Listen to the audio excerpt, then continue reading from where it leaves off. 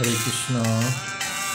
চৈতন্য মহাপ্রভু বলছেন, পৃথিবীতে আছে যত নগরাদি গ্রাম, সর্বত্র প্রচার হইবে মোর নাম।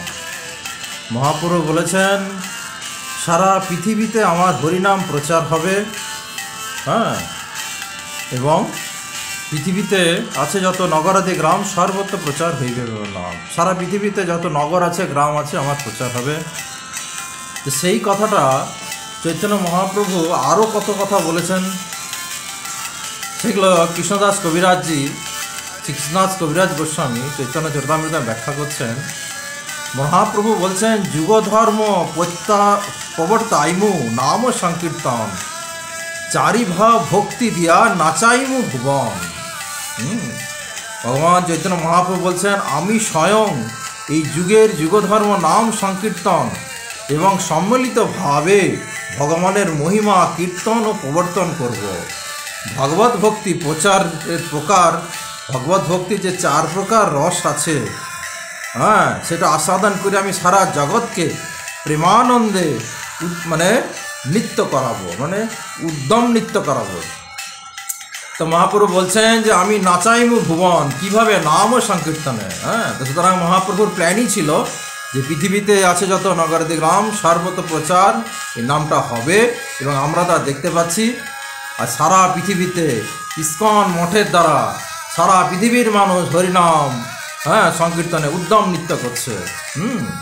তারপরে বলছেন, আপনি করিমু ভক্ত ভাব অঙ্গীকার, আপনি আচরি ভক্তি শিখাইমু সবার। মহাপ্রভু বলছেন যে আমি নিজে ভক্তের ভূমিকা অবলম্বন করে আমি সকলকে ভক্তি যোগে ভগবানের সেবা করার শিক্ষা প্রদান করব।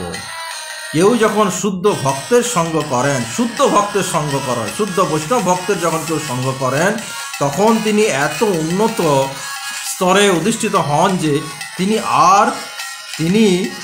আর ষষ্ঠিক সারূপ্য, সামীপ্য অথবা সালোক্য আদি মুক্তির আকাঙ্ক্ষা করে না।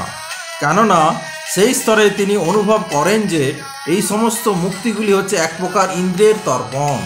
শুদ্ধ ভক্ত তার নিজের জন্য কখনো ভগবানের কাছে কিছু প্রার্থনা করে না।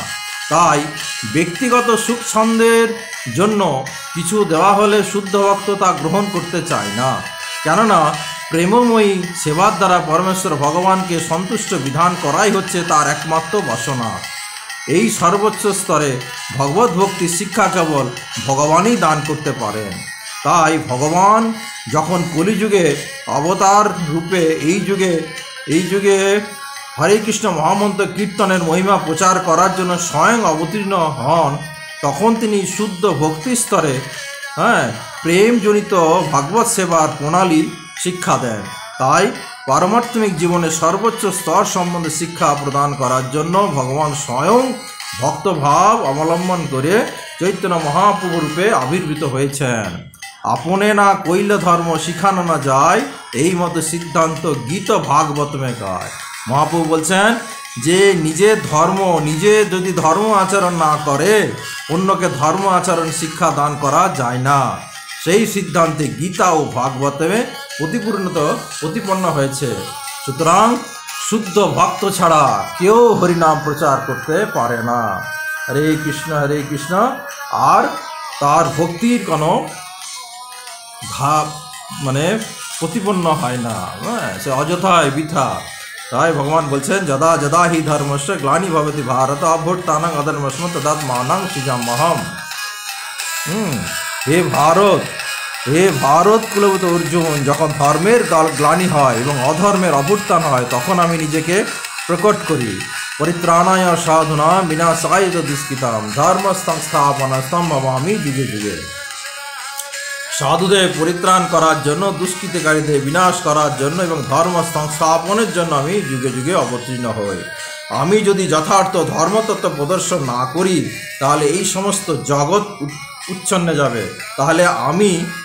তাহলে আমি অবাঞ্ছিত জনগণ সৃষ্টি এবং প্রজাদের বিনাশের কারণ হয়ে পড়ব। সুতরাং ওই জন্য মহাপ্রভু বলছেন, আচার্য নিজের ধর্ম অপরে শেখাও।